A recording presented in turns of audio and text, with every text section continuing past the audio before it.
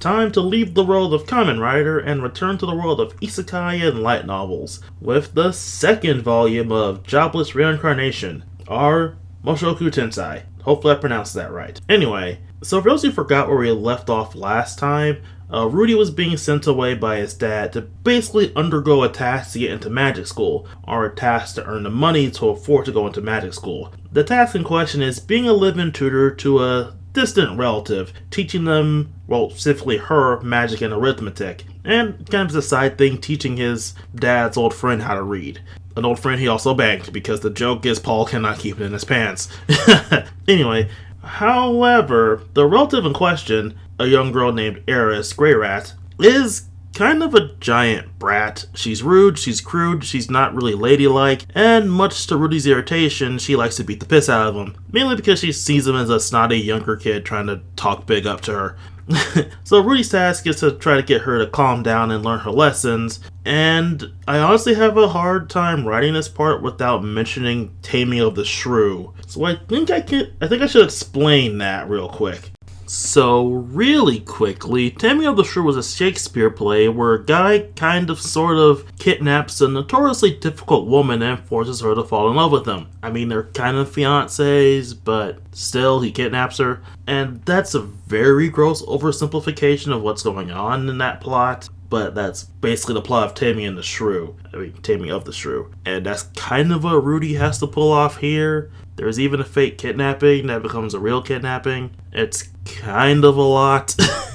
And it kind of works. I mean, there's a lot of reasons why Rudy and Eris is kind of an interesting subject matter, but that's not the least of it. Anyway, Rudy's overall goal in this is to basically tame the proverbial shrew, and as he spends time learning more about his relatives, as well as the schism of the Grey Rat family and its various branches, well, specifically 2 branches, while at the same time learning more about the city and letting his curiosity drive him to learn more about the world and its history, such as the previous Demon War, or what people refer to as demons. They're kind of a coalition of different races that are referred to in a whole as demons. Anyway, he starts to also learn various different languages as well, which will be very helpful. But yeah, the bulk of the book is really the growing relationship between Rudy and Eris, which is kind of cute. On an interesting note, throughout the course of the light novel, we get to see a little list of Eris's likes throughout various points at the end of chapters and whatnot, and it's kind of cute to see Rudy being added to that list,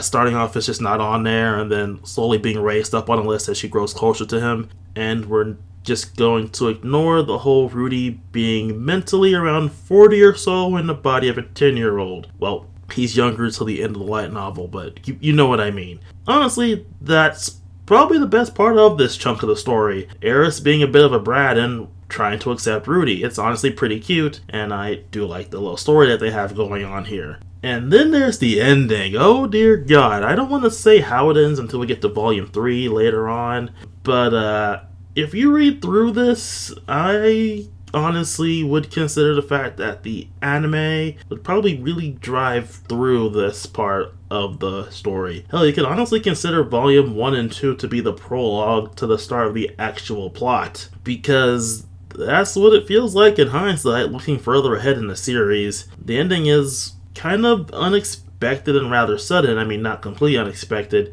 It's not hinted at all, but its place in the story is a good one. It just feels really unexpected when you're reading a story and you have a sleep moment and the ending happens. It honestly puts Rudy and the gang, well, specifically Rudy and Eris, since the first bit of genuine danger, outside of the fake real kidnapping, and is a pretty good cliffhanger to end up on for the next volume. Again, I would feel the anime might rush through this part just to get to this ending, like maybe within the first 3 or 4 episodes, just so they can spend the rest of the series on the later light novels. Anyway, that's it for this time. See you all next time, which will probably be a while.